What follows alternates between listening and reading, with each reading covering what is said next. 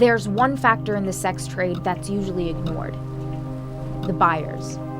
Their money fuels the demand for sex.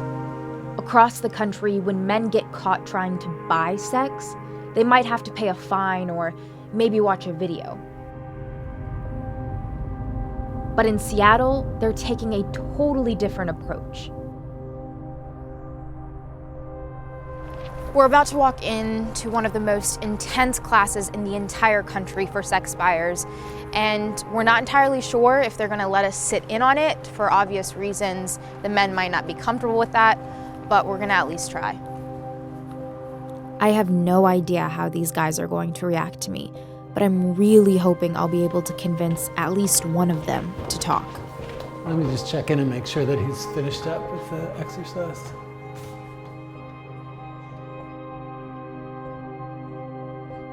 Let me bring her in and introduce. Hey, Nor. Yeah? Come on in.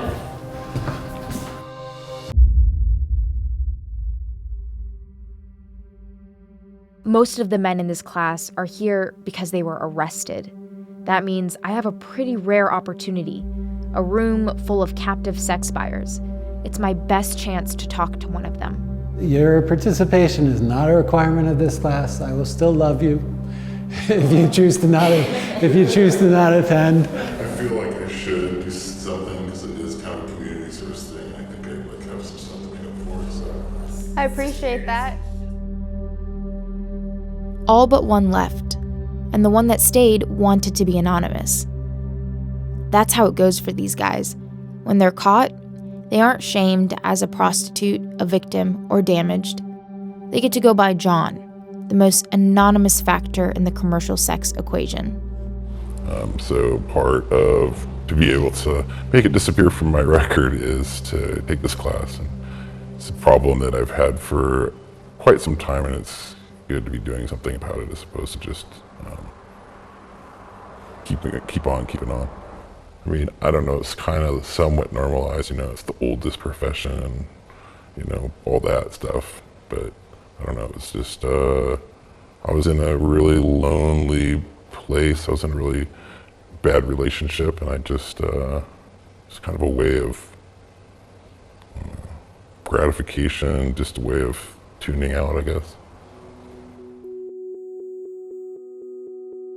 Do you remember the first time you solicited someone for sex?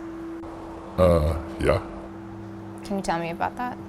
I did it through online, and I ended up, it was kind of almost like it was available. It was like, oh, it's like shopping online for people to have sex with. The girls advertised, and there were reviews. Did you feel like she was okay with it, or she was consenting, or this was okay? You're responding to an ad, so the expectation is they're okay with that. The girls, like the board that I was on, there was actually a menu where it was like, this is what the girls will do. I was aware to a certain level that there were pimps.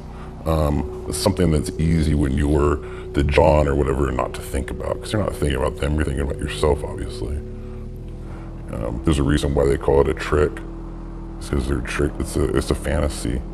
And it's just it's very selfish. This is a selfish act. Had you ever told anyone about it? Nope. Why do you think that is? I mean, would you? So what were you expecting out of the class? I don't know. I was a little fearful about just being shamed the whole time, but it's definitely more than that. It's pretty well thought out, I think. They do a pretty good job of, initially just breaking down, this is why it's wrong. These are the societal things that have happened that maybe sexualize women and make men treat them as objects, and like it's kind of okay in our society to a certain extent, and like how wrong that is, and then, how to cope with that and move on. Can I ask about your just kind of, I guess, mentality towards women while you were buying sex? Like, did you have any, specific thoughts about women? I was mad at my wife.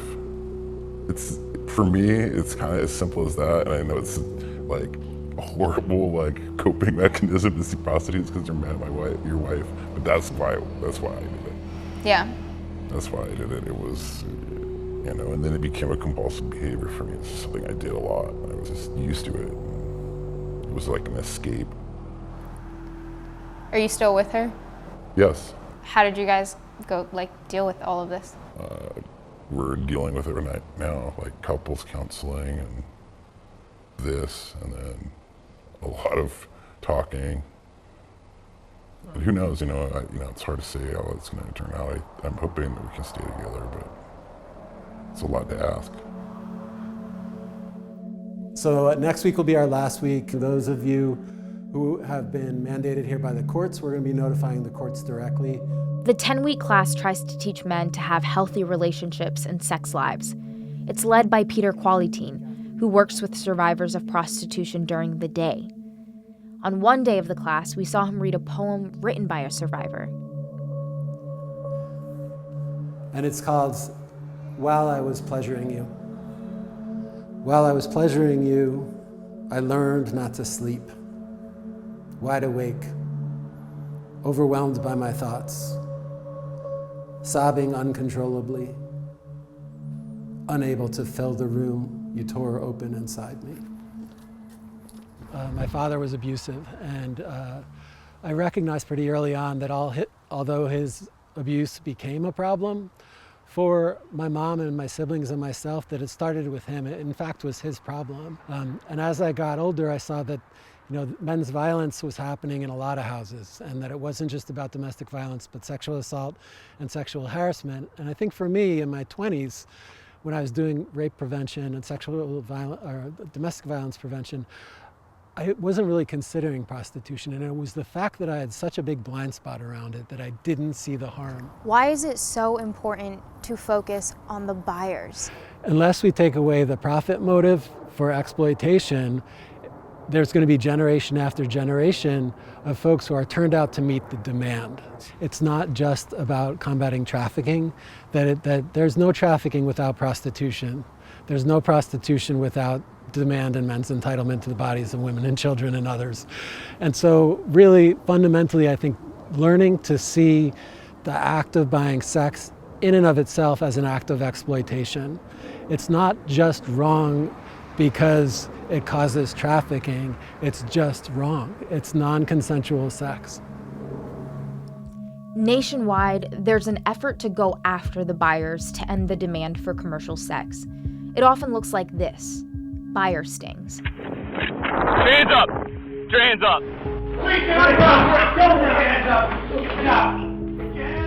But Seattle is pushing for a broader culture shift, and that goes all the way up to the King County Prosecuting Attorney's Office. Hi, Val. Nord, good to meet you. The city has made some big changes recently when it comes to commercial sex. White people are 70% of the population here, but only 37% of the victims. African American people are 7% of the population, but 52% of the victims who ends up in prostitution. Yeah. It's marginalized people. So what does that tell you about what prostitution is all about? It's a crime of power and privilege and entitlement. Seattle is working towards something known as the Nordic Model. Selling sex is decriminalized, but the rest of the sex trade is still criminalized. Some people hold the Nordic Model up as a solution to human trafficking. They say you have to end the demand to end the exploitation. We were vastly disproportionately arresting women and children in prostitution versus buyers. We were prosecuting them at a rate of 3 or 4 to 1. We were arresting them at a rate of maybe 25 to 1. So we went from a peak a few years ago of 446 charges of prostitution in our county. Last year we had 37.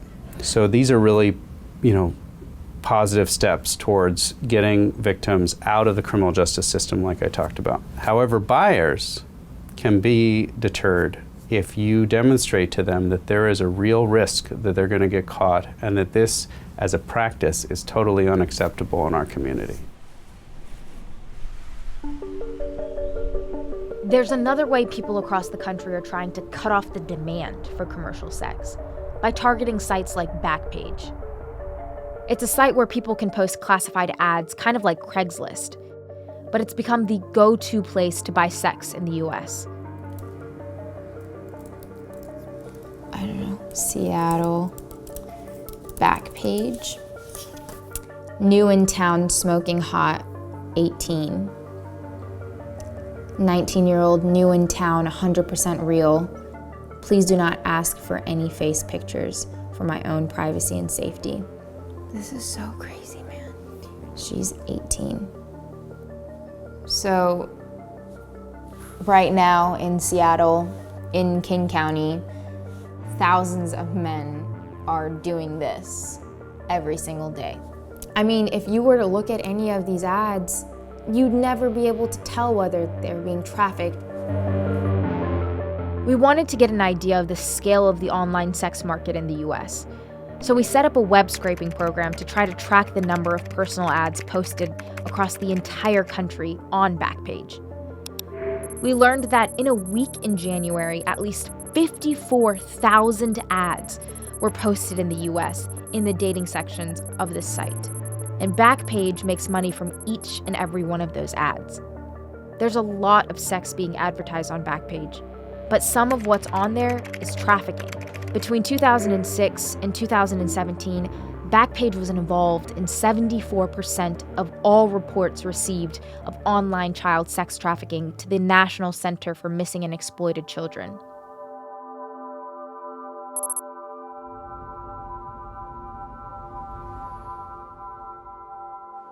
My daughter, Desiree Robinson, was born March 29, 2000 at 2:52 p.m. She was only 16 years old and just wanted to make friends.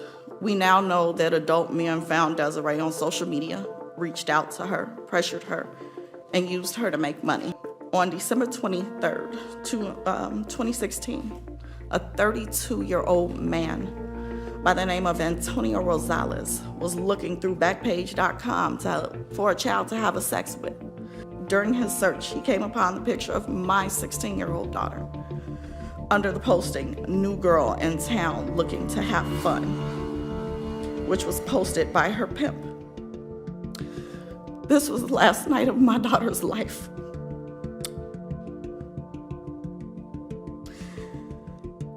And her pictures were posted and moderated by Backpage.com.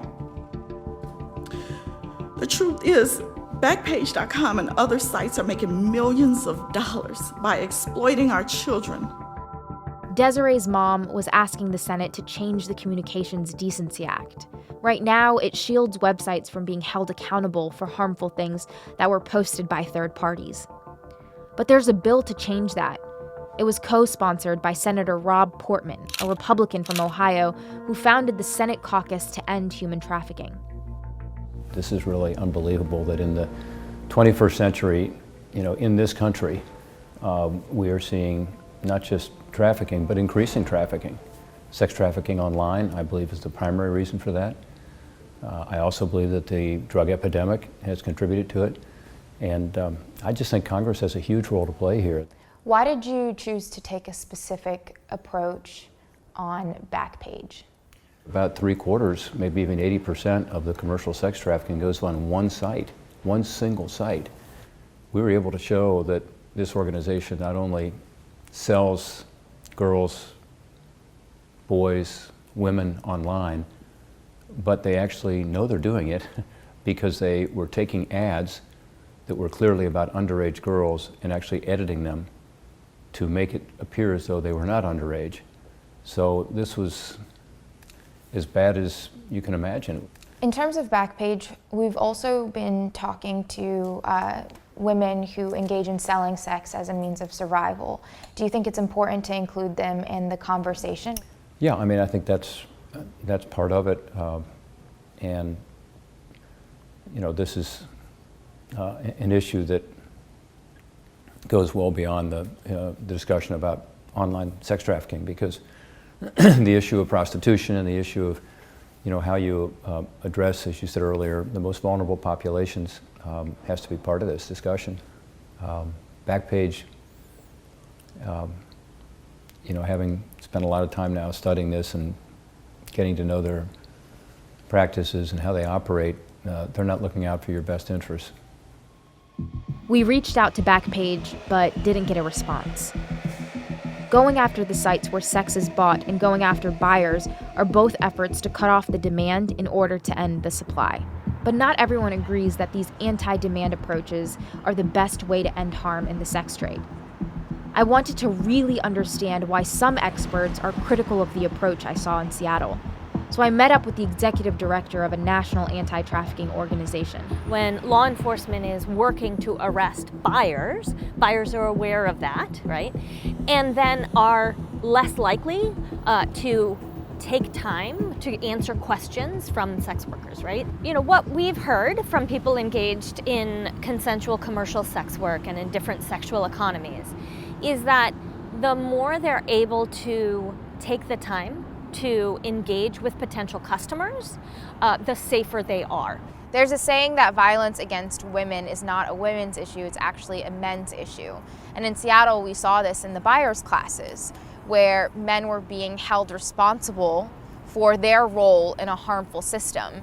Shouldn't we want people who are a part of the problem to do better, to know better, and to kind of understand their role in such a harmful system? So I think what we keep running into though is that the way this is being implemented, like I agree, teaching men about toxic masculinity is a great thing to do. However, when the only way to get to that education is through an arrest which makes the workers less safe in that industry, then I don't think actually you found the solution. How do you think we should tackle the harm that's going on in the sex trade? You know, what we hear often is that people who feel trapped in the sex trade are people who are at the margins of our society. We have a weak social safety net. We have no affordable housing left. What we hear often is that people feel like sex work is the best paid job they can find, or that it is their only option. I mean, what does that say about our society then? It says very scary things about our society. When anyone feels they have only one option, there is only one way, and it is a very dangerous occupation, in order to feed themselves and their families, we are failing that community. Marginalized communities are especially at risk of ending up in the sex trade.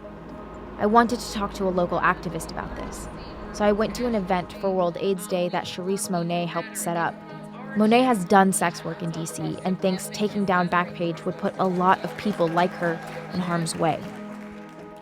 I'm a trans woman of color, and I'm here today to show that we need resources, that we need help, that we need diversion, we need diversity programs to help us, educate us, train us, teach us.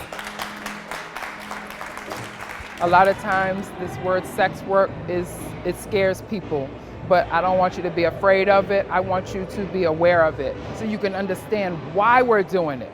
Not because it's fun or it's something to do. We're doing it to survive because there is no other way. And it's a lot of people that are pushing for a lot of things, but before they push for these things, they need to make sure that there's a cushion for the trans community to fall on. You can't take Backpage or Craigslist or something like that away. For the trans community, for a lot of communities, it will take work away. It will take survival away, meaning you will do nothing but push them to the streets. Ask them, why are they sex working? That's the issue. 9 times out of 10 it'll be housing. Like, the issues keep going on and on. It could be a mental stability. It can be a lot of issues, but if we can't fix the issues, how can you take away something without having something in its place to fix it? But when it comes to sex work and the marketplace of sex work, where there are people who are doing this for survival and because they want to, and then there are people who are being exploited, yes. How do we balance that conversation? By having it, by talking. This is one of the steps.